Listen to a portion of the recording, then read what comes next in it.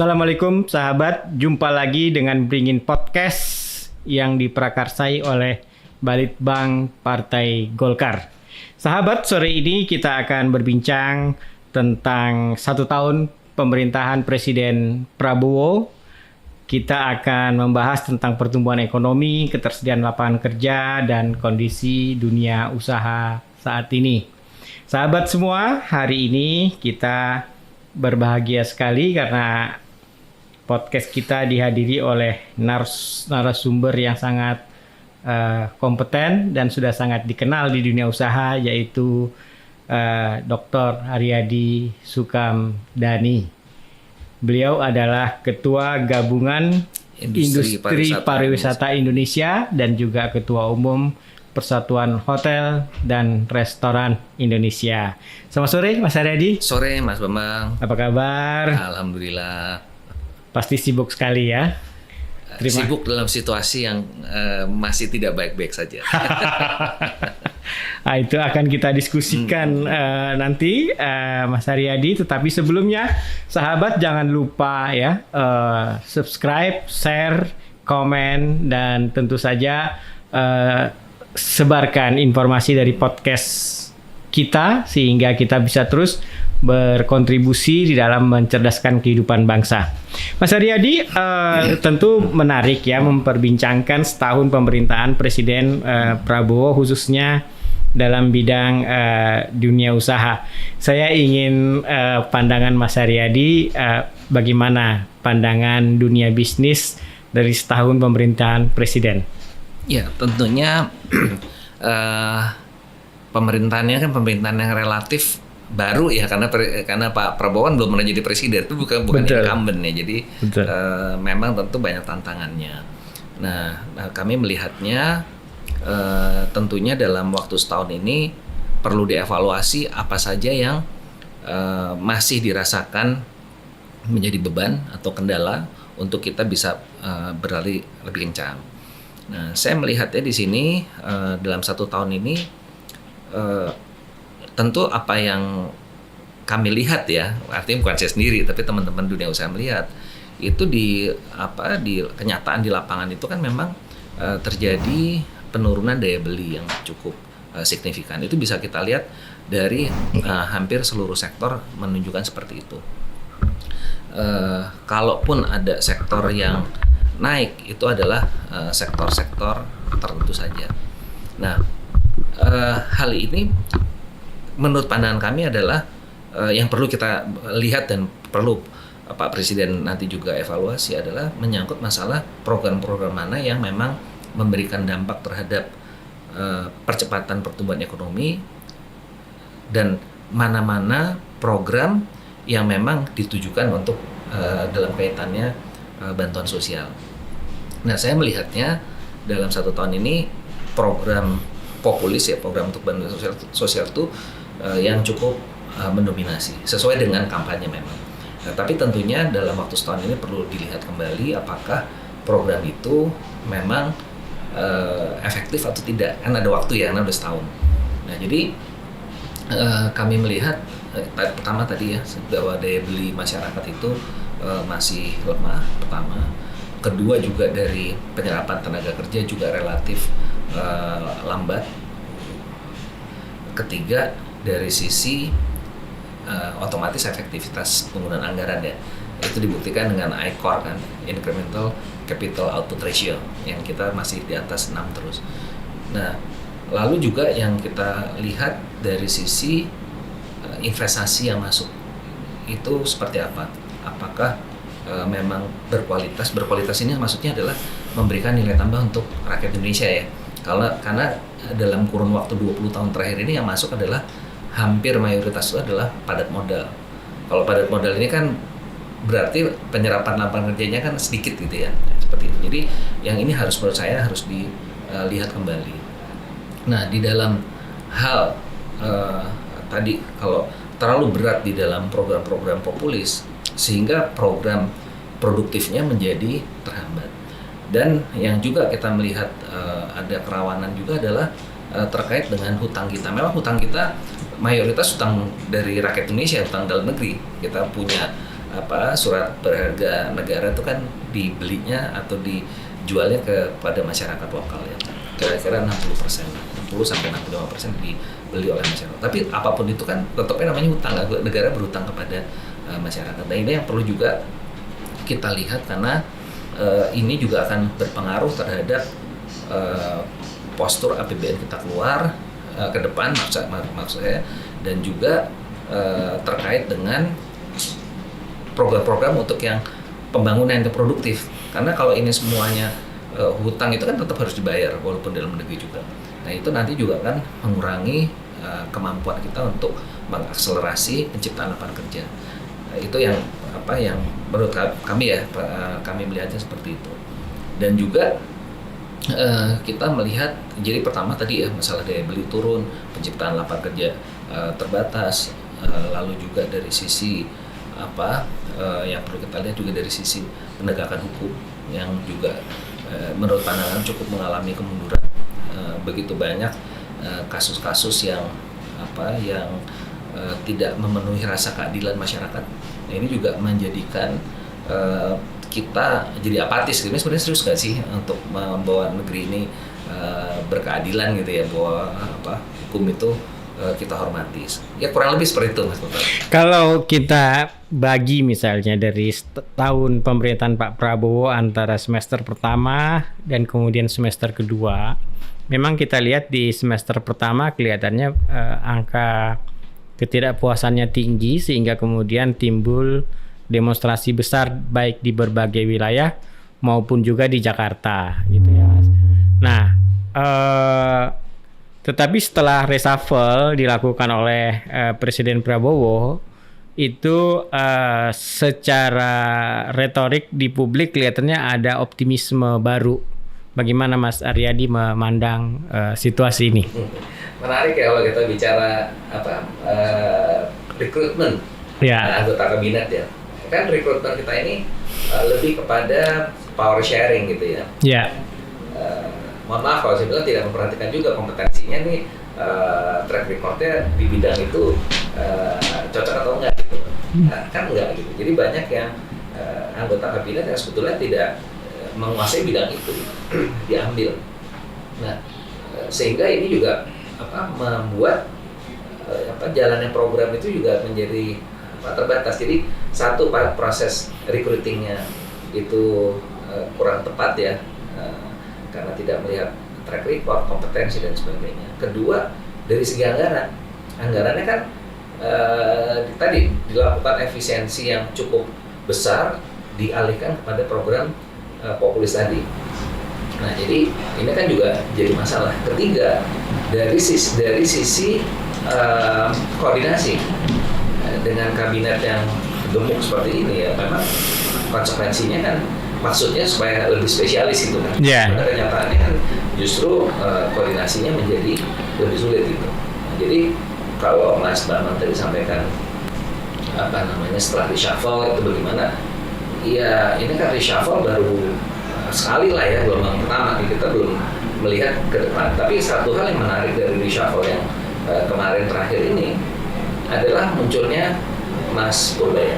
Menurut saya fenomenal juga gitu. Menarik ini ya. Menarik karena dia punya background memang dekat dengan pasar ya, pernah di Dana Reksa, jadi dia tahulah dinamika pasar. Sehingga pola pikirnya itu adalah melihat daripada kenyataan di pasar. Nah, menurut saya ini salah satu yang menurut saya harapan ya dari kita semua. Mudah-mudahan dengan masuknya dia bisa memberikan warna yang lebih positif untuk kabinetnya Pak Prabowo. Mas Aryadi, kalau kita bicara tadi salah satu hambatan yang dialami sekarang adalah soal lapangan kerja ya. Bisa lebih detail nggak menceritakan situasi di dunia usaha? Kenapa dunia usaha itu agak lambat di dalam menyerap atau menyediakan lapangan kerja? Ya. Jadi gini Mas, pertama kita lihat secara naturalnya dulu ya, supply dan demand. Yeah.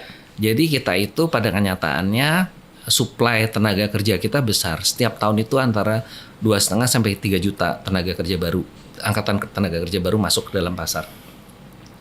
Kedua, dari sisi regulasinya yang tidak mencerminkan untuk bisa dunia usaha itu bisa menyerap lebih besar gitu.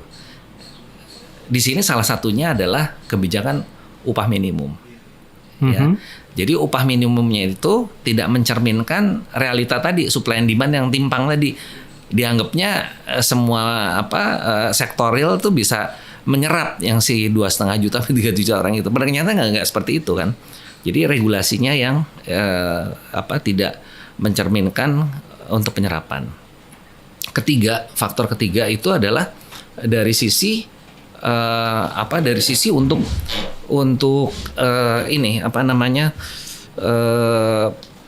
ketersediaan kemampuan dari kompetensi dari tenaga kerja itu sendiri.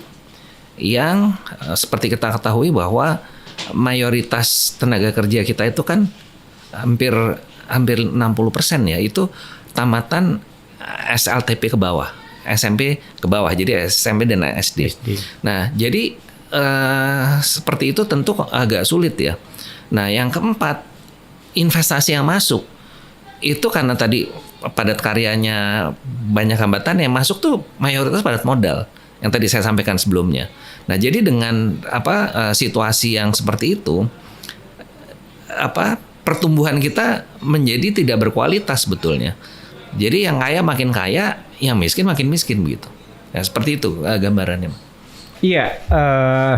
Nah, kemudian bagaimana sikap dunia usaha menyikapi ya kondisi pemerintahan ini dalam setahun ke depan? Apa yang akan terutama pengusaha kita dalam negeri ya, bagaimana menyikapi situasi pemerintahan seperti ini ke depan?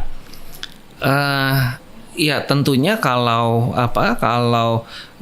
masih mengedepankan program populis dan itu yang menjadi utama misalnya gitu ya, program untuk produktifnya itu relatif lebih sedikit ya, tentunya respons daripada dunia usaha itu pasti akan mengikuti. Jadi kan kembali lagi kalau kita lihat kan kemarin sempat banyak sindiran-sindiran ya, yang di retail dibilang katanya ada Rojali, rombongan jarang beli gitu kan, Roh Halus, rombongan hanya ngelus-ngelus doang gitu. Seperti itu. Nah, atau Rohana ya, rombongan hanya nanya-nanya aja gitu. Nah, itu kan menunjukkan bahwa memang ada hal yang serius terhadap kemampuan masyarakat di dalam hal daya belinya ya, dan kekuatan keuangannya mereka kan. Nah, jadi kalau ini kita kembali lagi tidak kita perhatikan, terutama untuk tadi mendorong sektor produktif juga akan susah. Dan kita pengusaha itu kan mengikuti aja gimana arahnya dari pemerintah gitu kan. Tentunya kami sangat punya keterbatasan di dalam melakukan intervensi tertentu ya. Apabila itu mencakup dari sekian banyak rakyat Indonesia yang dalam tanda petik ya, yang mereka secara ekonomi itu tidak mempunyai kemampuan seperti yang kita harapkan. Dan kalau kita lihat Mas Bambang, sebetulnya yang paling menarik itu adalah kalau kita lihat datanya BPJS Kesehatan. Datanya BPJS Kesehatan kalau saya nggak salah bulan Juli tahun ini itu yang menerima PBI, penerima bantuan iuran, jadi yang dianggap rakyat miskin ya, itu 110-an juta orang loh. 110 juta orang. Nah, kriterianya penerima PBI itu kan adalah bahwa mereka memang secara kemampuan finansialnya itu tidak memadai gitu ya. Jadi salah satunya kalau saya nggak salah ingat itu adalah satu keluarga penghasilannya adalah Rp600.000 gitu. Satu keluarga. Nah, kalau satu kepala keluarga itu kan misalnya dia berdua sama istrinya aja udah 300 ribu kira-kira gitu kan. Nah, itu kan nggak nyambung dengan tadi upah minimum yang saya ceritakan di depan tadi. Nah, jadi itulah realitanya gitu loh. Jadi kembali lagi kalau kita tidak memiliki program yang bisa mendorong penciptaan lapangan kerja di yang padat karya ini, ya memang kita akan mengalami kesulitan, stagnasi lah pertumbuhan itu. Mungkin kita pasti akan tumbuh, tapi tumbuhnya itu ya kembali lagi nih soalnya datanya juga seru juga sih, kemarin BPS bilang 5,12 sudah ada yang komplain kan, emang segitu. Lalu dilaporkan ke UN ya. Jadi itu juga kita mesti lihat lagi gitu loh. Jadi kalau pertumbuhannya nanti tidak seperti yang diharapkan, ya kita sebagai pengusaha kembali lagi kita akan sulit. Sekarang semua sektor itu mengalami hal yang sama, mencatat penurunan penjualan dibanding tahun lalu. Ya, ada pandangan bahwa menurunnya daya beli ini juga karena stagnannya UMR selama 10 tahun di zaman Enggak, itu saya boleh sampaikan tidak seperti itu. Ini tidak ada kaitan dengan upah minimum. Justru upah minimum yang terlalu tinggi, tadi saya bilang kan ada supply dan demand ya. Iya. Terlalu tinggi itu mengakibatkan lapangan kerja formilnya itu menyusut. Jadi kalau kita lihat di daerah, ya secara umum aja, Mas Bambang. Jadi seperti di sektor saya lah gitu. Sektor saya kan termasuk restoran, kafe yang anggota saya itu. Itu kok apalagi di daerah ya, kalau Jakarta mungkin masih lumayan. Nah, di daerah itu mereka tidak membayar upahnya itu sesuai dengan upah minimum loh. Jadi mereka kompromi aja sama karyawannya gitu. Nah ini yang kan ya kenyataannya seperti itu, bisa kita lakukan survei tentang itu gitu loh. Jadi ini tidak terkait dengan masalah upah minimumnya gitu. Jadi kalau dibilang 10 tahun itu kelambatan, enggak juga gitu loh. Justru sangat agresif ininya. Secara kita lihat secara umum ya. Tadi kembali lagi antara supply dan demand tadi nggak ketemu. Oh, jadi ada lag antara supply dan demand dalam bidang ketenaga kerjaan. Penyerapannya lapangan kerja yang tersedia terbatas, yang masuk ke angkatan kerja jauh lebih besar. Ada hal yang menarik yang disampaikan oleh Mas Haryadi tentang program prioritas pemerintah. Ini yang dalam konteks janji kampanye gitu ya. Saya ingin bertanya, banyak sekali respon yang sifatnya positif terhadap program-program yang dijanjikan oleh Presiden gitu. Tetapi sebagai pebisnis atau pengusaha, bagaimana Mas Haryadi memandang program prioritas Presiden? Misalnya ya makan bergizi gratis, Koperasi Merah Putih, kemudian ada sekolah rakyat dan lain-lain gitu. Ya, tentunya kalau kita mau melihat lebih fair kalau itu dilakukan evaluasi oleh pihak yang independen ya, emang profesional untuk menilai gitu ya. Dilihat apakah, tentu kita berhitungnya adalah dana yang dikeluarkan, impact-nya kepada, kalau kita bicara dalam konteks ekonomi ya, itu seperti apa gitu kan. Mungkin kalau impact-nya kita lihat kepada sosial, mungkin itu beda gitu kan. Sosial seperti apa. Tapi secara umum kita bisa lihat program-program itu kan menurut pandangan kami adalah populis ya. MBG, Koperasi Merah Putih, Sekolah Rakyat itu sebenarnya lebih ke populis. Itu harus, menurut saya itu tadi harus dilihat impact-nya bagaimana gitu. Nah kalau itu memang dipandang positif ya tentunya akan lebih baik gitu ya. Tapi ya kalau kami sebagai pelaku usaha kan ngelihatnya kan di keseharian kita ya, bahwa memang belum mengangkat seperti yang kita harapkan. Oh, belum banyak mengangkat ya. Contohnya misalnya begini, makan bergizi gratis ya. Apakah tidak melibatkan pengusaha-pengusaha di melibatkan, tapi artinya saya bicara dalam tatanan makronya ya. Dengan segitu itu kan mesti diukur impact-nya seberapa besar sih gitu.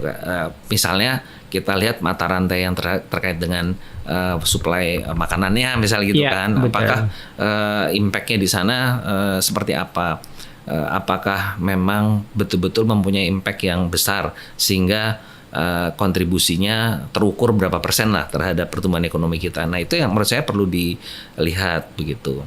Dan kalau kita bicara Koperasi Merah Putih mungkin masih terlalu dini ya, karena kan baru dibentuk walaupun menurut pandangan kami koperasi itu kan sebenarnya udah banyak ya yang terkait dengan kita juga punya BUMDes kalau di desa kan. Iya. Nah itu juga sebetulnya bisa dimanfaatkan. Tapi kembali lagi lah itu program dari dari presiden yang tentu punya pemikiran sendiri. Sekolah rakyat juga begitu. Udah begitu banyak sekolah yang ada. Kenapa nggak menggunakan sekolah yang ada itu dimaksimalkan, dioptimalkan. Nah tapi kembali lagi semuanya adalah kembali kepada nanti harus dievaluasi lagi yang maksimal di mana begitu. Nah, yang penting sekarang justru kita bicara program produktifnya ini bagaimana, ya kan? Saya contohkan aja deh, misalnya ya, setelah COVID ini kan banyak perusahaan yang mengalami kesulitan dan mereka melakukan restrukturisasi hutang. Nah, kalau kita merestrukturisasi hutang, Mas Bambang, itu di kolektabilitas kita itu ditulisnya ada notifikasi R itu namanya restru. Nah, mana saat perusahaan itu mau berkembang ya, mau mereka berbenah terhadap melakukan manuver-manuver untuk memperbaiki keuangannya, itu nggak bisa tuh meminta refinancing gitu ya ke bank yang lain. Begitu bank lain lihat, wah walaupun kalau satu tapi ada tulisan R-nya, itu dia nggak bisa bergerak kemana-mana gitu. Nah itu salah satu contoh lah ya yang menjadi hambatan kita di lapangan yang harus itu diselesaikan. Lalu juga pengenaan pajak misalnya. Pengenaan pajak itu saya ambil contoh yang ekstrim aja deh, pajak waris gitu kan. Kalau dipikir Mas Bambang warisin rumahnya Mas Bambang ke putranya gitu ya. Iya. Terus itu kan nggak komersial ya namanya, bayar pajak gitu loh. Iya betul. Itu contoh ya, itu kan.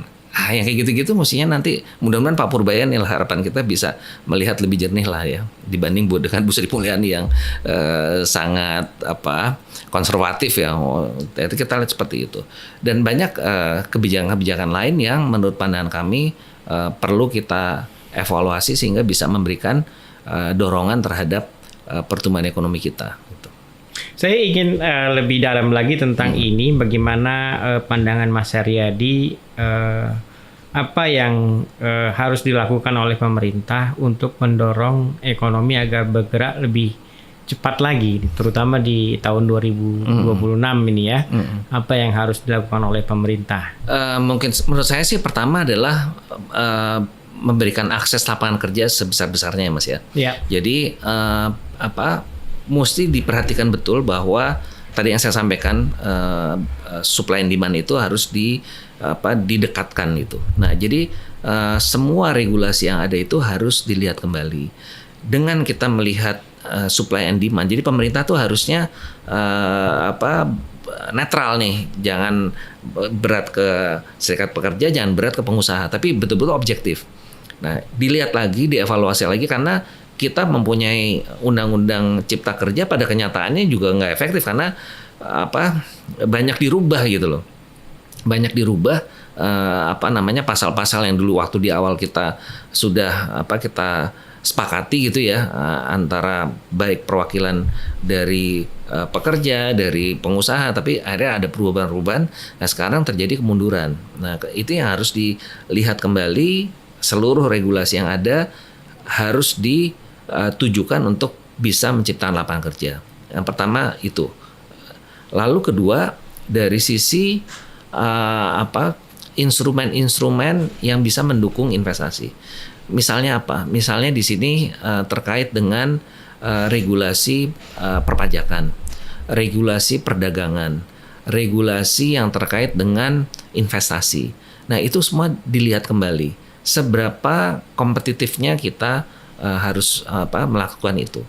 Nah, yang ketiga itu tadi yang tadi kita berkali kita bahas, posturnya APBN ini juga harus direview kembali, dilihat lagi tadi dengan menitik beratkan kepada sektor-sektor yang produktif. Nah, itu harus dilihat karena kita juga pasti kita punya keterbatasan, tapi bagaimana kita bisa mereview lagi sehingga APBN kita itu bisa maksimal. Nah, yang keempat, menurut pandangan saya juga bagaimana bisa membuat semua produk kita ini kompetitif.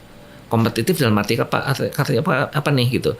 Arti katanya bahwa baik di dalam negeri kompetitif bersaing dengan produk-produk luar negeri khususnya Cina, dan kalau kita ekspor itu juga kita bisa kompetitif di pasar global. Nah, patokan ini harus dilihat secara umum. Kan kita suka banding-banding ya, kenapa ya barang kita di sini kok lebih murah, di sana lebih mahal gitu. Di sini kita kayaknya mahal banget tapi kok di luar negeri lebih murah, seperti itu. Saya contohkan itu kalau produk. Kalau jasa juga demikian. Kan banyak yang membandingkan kalau naik pesawat udara di dalam negeri jatuhnya lebih mahal kalau kita pergi ke luar negeri kan gitu ya. Yeah. Itu kan menunjukkan kita nggak kompetitif. Jadi seluruh competitiveness dari baik itu jasa maupun juga manufaktur itu harus dilihat lagi. Nah, menurut saya sih itu yang secara prinsip harus dilakukan. Kalau tentang PPN bagaimana Mas Haryadi? Nah, PPN ini harusnya kompetitif ya, karena itu kan bagi masyarakat itu kan pajak yang yang memang final yang harus mereka bayarkan ya, seperti itu. Nah, itu harus dilihat lagi. Nah, menurut pandangan kami kalau kita mau dorong itu memang instrumen PPN ini bisa kita turunkan sebetulnya, seperti itu. Berapa Mas ya? Ya, kalau kita melihat negara lain kan mereka udah ininya banyak ya, kayak Thailand kan 7%. Singapura kalau saya nggak salah sekarang 9 ya. Nah, kita ini 11 bahkan tadinya mau 12. Iya, nah, mau 12 jadi itu juga harus dilihat kembali. Dan kami juga mengapresiasi Pak Menkyu Purbaya yang menahan kenaikan cukai rokok. Nah, itu juga sangat membantu gitu. Jadi kalau yang terkait dengan cukai, kalau cukai itu terlalu tinggi, justru mendorong terjadinya illegal, baik itu illegal selundupan maupun juga produksi ilegal di dalam negeri. Begitu ya. Jadi berapa yang Mas Haryadi sarankan untuk PPN ini? Ya, menurut saya kisarannya kalau bisa ya di bawah 10 gitu ya. Di bawah 10 9 ya. atau berapa. Dan juga PPh juga harusnya turun. Kan kalau Pak Purbaya bilang mau turun ke 8 ya tentu kita mendukung sekali kalau memang bisa seperti itu. Nah, PPh juga menurut saya juga perlu ditinjau, kan PPh kan tadinya mau dibikin ke 20%. Nah, sekarang masih tertahan di 22%. Nah, itu semua kita lihat. Tapi yang paling penting adalah menurut saya dari tarif itu harus ditinjau. Yang paling penting juga APBN-nya. APBN ini harus dikelola dengan maksimal. Iya. Supaya tadi daya ungkitnya untuk pertumbuhan ekonomi menjadi lebih baik. Kemarin tuh belum cukup optimal ya? Ya, tadi kan saya sampaikan ya. Jadi kenyataan di lapangan kan menunjukkan tidak terimbas terhadap daya beli, terhadap pertumbuhan ekonomi yang masih kontroversial kan. Kalau BPS bilang 5,12, tapi kalau kita di lapangan bilang apa bener sih segitu gitu kan. Atau juga data tentang BPS bilang kemiskinannya menurun gitu kan. Ya itu kita susah lah, kita memang kalau kita mau memotret sebaiknya harus dipotret dengan objektivitas yang tinggi ya. Bukan menurunkan asumsi-asumsi sehingga kelihatannya baik gitu. Iya, kemarin Pak Purbaya itu masih menyampaikan bahwa dia ada kebijakan mengalihkan dana dari Bank Indonesia kepada bank-bank pelaksana ya yang nilainya 200 triliun. Yang kemudian setelah 1 bulan konon kabarnya tuh sudah mulai memperlihatkan dampak relaksasi terhadap pertumbuhan ekonomi. Apa ya ada pergerakan di dalam daya beli? Menaruh dana di perbankan itu menurut saya bagus ya, artinya memang daripada ditaruh untuk menjaga menjaga kondisi fiskal moneter kita, memang ada baiknya ditaruh di dalam sektor real. Nah, tapi pada kenyataannya Mas Bambang itu tidak serta-merta bahwa dana yang ditaruh di sektor perbankan itu langsung bisa didistribusikan kepada sektor real. Karena pengusaha itu kan juga mikir-mikir, dia mau nambah kredit kalau marketnya nggak ada kan malah jadi konyol, itu kan jadi beban. Jadi mereka juga berhati-hati melihat daripada kondisi makronya gitu Mas. Jadi kalau terkait langsung terhadap penyaluran, menurut saya mungkin masih terlalu dini ya, perlu waktu. Perlu waktu ya. Saya ingin sedikit mengulik di sektor pariwisata dan perhotelan di mana Mas Haryadi berkecimpung dengan lebih ketat, lebih lebih akrab di situ. Bagaimana kondisinya dihadapkan pada kondisi daya beli yang menurun? Ya, jadi memang kalau kita bicara di pariwisata ini Mas, itu dampak dari pengetatan anggaran tuh sangat terasa sekali. Jadi kalau kita lihat dari sektor hotel ya, sektor hotel dan juga sektor-sektor UKM di daerah itu memang berpengaruh karena begitu terjadi penurunan anggaran, efisiensi anggaran akan otomatis belanjanya pemerintah itu berkurangnya signifikan. Nah itu imbasnya langsung terasa di sana. Nah ditambah lagi juga kebijakan dari beberapa kepala daerah yang tidak kondusif ya, contohnya KDM nih di Jawa Barat yang melarang siswa itu untuk melakukan studi tour gitu kan. Tadinya saya pikir yang dilarang itu adalah kalau mereka keluar Jawa Barat, ternyata enggak gitu loh. Berdasarkan laporan teman-teman di lapangan itu misalnya dari Bandung mau ke Puncak gitu, Jakarta itu nggak boleh gitu. Jadi sama sekali nggak boleh ada kegiatan studi tour. Nah itu kan juga menurut saya pengaruhnya besar. Tidak hanya dari untuk sektor pariwisata, tapi juga untuk pengembangan pengetahuan dari siswa itu sendiri ya kan. Studi tour kan maksudnya adalah untuk menambah wawasan. Nah yang ketiga terkait dengan pariwisata ini.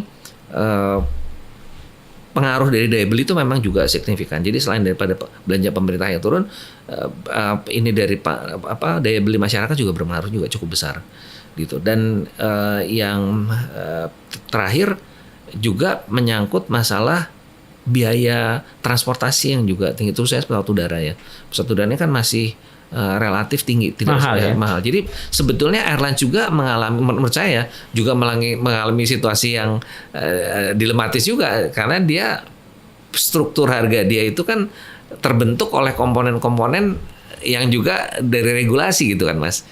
Mengenai surcharge daripada aftur, menyangkut PPN-nya aftur, itu banyak. Jadi itu juga nggak kompetitif. Nah, itu yang saya bilang di dalam usulan saya tadi, semua yang terkait dengan daya saing harus dilihat lagi gitu. Nah seperti itu Mas. Jadi pariwisata situasi seperti itu. Tapi di lain itu sebetulnya kita ada harapan, yaitu dengan pertumbuhan wisatawan mancanegara. Jadi pertumbuhan dari wisatawan mancanegara ini menurut saya cukup kondusif ya karena di tahun lalu itu kita sudah 13,9 juta orang wisatawan mancanegara dan diharapkan mudah-mudahan tahun ini kita bisa mencapai 15. Sebelum Covid kita 16 juta orang. Dan khusus Bali itu sudah posisinya sama dengan sebelum Covid. Nah, tapi Bali juga mengalami banyak juga hal-hal yang perlu diantisipasi ya. Seperti justru meningkatnya wisatawan ke sana tapi tidak tinggal di hotel yang legal. Mereka tinggal di hotel-hotel yang sharing ekonomi, yang seperti villa dan sebagainya dijual secara sharing ekonomi. Nah itu impact-nya kepada hotel yang legal menggerus okupansi mereka dan untuk pemerintah daerah juga nggak dapat apa-apa Mas. Yang ada malah create problem kan. Adanya kemacetan yang luar biasa, penyedotan air. Sehingga juga balikan masalah juga dengan air bersih dan juga masalah sampah dan sebagainya. Nah ini yang ada di Bali yang seperti itu. Tapi secara keseluruhan potensi untuk wisatawan mancanegara ini masih sangat bisa kita dorong dan sebetulnya kalau pariwisata kita mau tumbuh lebih berkualitas memang wisatawan mancanegara ini harus didorong untuk lebih besar lagi. Cuman problemnya kita itu tidak punya anggaran yang cukup Mas. Jadi Kementerian Pariwisata itu adalah kementerian yang masuknya adalah masuk di tier 3. Tier 3 itu maksudnya dia itu kewenangannya terbatas sehingga anggaran juga terbatas. Sehingga kalau kita untuk melakukan promosi itu kita sangat-sangat tertinggal dibanding yang lain, negara-negara lain gitu. Sangat tertinggal ya. Dulu ada itu Badan Promosi Pariwisata itu tidak aktif sejak zamannya Pak Arief Yahya. Jadi Badan Promosi Pariwisata Indonesia itu tidak aktif sejak Pak Arief Yahya dan belum tahu nanti ini akan seperti apa dijalankan. Tapi sekarang dari sisi pemerintah sudah menginisiasi yang namanya Indonesia Quality Tourism Fund. Jadi ini adalah suatu pendanaan untuk pariwisata yang dikelola oleh Badan Pengelola Dana Lingkungan Hidup. Jadi di bawahnya Kementerian Lingkungan Hidup. Jadi ada BLU di sana namanya Badan Pengelola Dana Lingkungan Hidup. Nah itu dititipkan di dalam instrumen itu. Gitu. Itu tentu kami menyambut baik ya. Kita lihat aja nanti seperti apa kan. Tapi dananya relatif sih kecil Mas. Jadi kalau saya nggak salah ya nanti planningnya tuh kira-kira sekitar 1,5 triliun dana abadi, 500 miliar untuk dana program. Nah itu untuk mengurus negara yang segini besar relatif kecil Mas gitu. Iya, betul. Nggak cukup untuk promosi untuk Indonesia secara keseluruhan.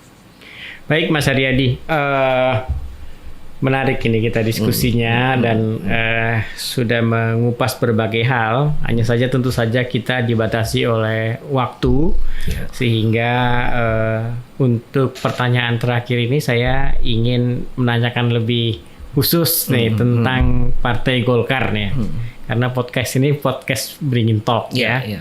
Dari kacamata pebisnis sendiri, apa yang Mas Haryadi harapkan bisa dilakukan oleh Partai Golkar ya sebagai salah satu partai yang mendukung pemerintah agar supaya bisnis bergairah sendiri, lebih bergairah gitu ya. Apa yang harus dilakukan oleh Partai Golkar? Mungkin ada beberapa 2, 3 atau beberapa saran terkait ini. Silakan Mas Haryadi. Partai Golkar ini adalah partai yang terbuka ya. Partai benar-benar kalau di perusahaan namanya perusahaan terbuka gitu, TBK. Jadi dia sebetulnya mempunyai aset yang luar biasa dari sisi resources manusianya ya. Nah, tentunya kalau Golkar ini ingin berkontribusi lebih besar untuk masyarakat, pertama adalah menyerap sebesar-besarnya aspirasi masyarakat. Itu yang sebagai meriset untuk arahnya kita mau kemana kan. Namanya partai kan melayani masyarakat ya, kita kan membawa amanahnya rakyat gitu. Jadi aspirasi itu harus betul-betul diserap, diformulasikan dan menjadi arah tujuan kita, arah perjuangannya Partai Golkar. Lalu kedua, dengan beberapa kader-kader partai yang ada di pemerintah dan di DPR, setelah kita mempunyai arah tadi ya, kita sama-sama tahu nih aspirasi masyarakat, itu sebaiknya dilakukan semua program adalah menerjemahkan amanah itu tadi, aspirasi daripada masyarakat itu. Kedua itu ya, jadi bisa dilakukan sana. Nah yang ketiga, yang paling penting juga menurut saya adalah menjalankan meritokrasi di tubuhnya Golkar. Karena dengan meritokrasi itu akan lahir kader-kader, pemimpin-pemimpin yang memang dia tumbuh secara kuat gitu, solid ininya secara mentalitas, secara wawasan dan sebagainya. Jadi meritokrasi menurut saya itu adalah mutlak. Nah, terakhir menurut saya adalah membuat program yang memang langsung bersentuhan dengan masyarakat. Jadi kita kan Golkar, kalau saya melihat ya Golkar itu lebih kuat di kadernya. Kalau ini ya pandangan masyarakat umum. Jadi orang melihat kader-kader itu bagus sehingga mereka memilih. Kalau kita barometer kan di pemilihan umum. Nah sekarang adalah bagaimana Partai Golkar bisa membuat program-program yang memang betul-betul bermanfaat untuk masyarakat. Jadi sekaligus memberikan manfaat untuk masyarakat dan sekaligus juga bisa menjadi sarana untuk mendulang suara kan gitu ya. Karena kalau programnya efektif dan itu orang mengakui bahwa ini program yang baik, maka brandingnya Golkar itu juga akan meningkat. Demikian Mas Bambang. Terima kasih Mas Haryadi. Saya kira menarik sekali apa yang kita diskusikan sore ini dari perspektif bisnis dan pengusaha. Mas Haryadi Sukamdhani telah memberikan kita beberapa insight, baik 1 tahun pemerintahan Prabowo Subianto, kemudian juga bagaimana perkembangan dunia usaha hari ini, dan kemudian bagaimana prospeknya. Dan kita lihat bahwa Mas Haryadi Sukamdhani masih memiliki optimisme yang sangat kuat terhadap perekonomian kita di masa mendatang. Demikian bincang-bincang kita dalam podcast Bringing TV hari ini. Sampai jumpa di podcast berikutnya. Assalamualaikum.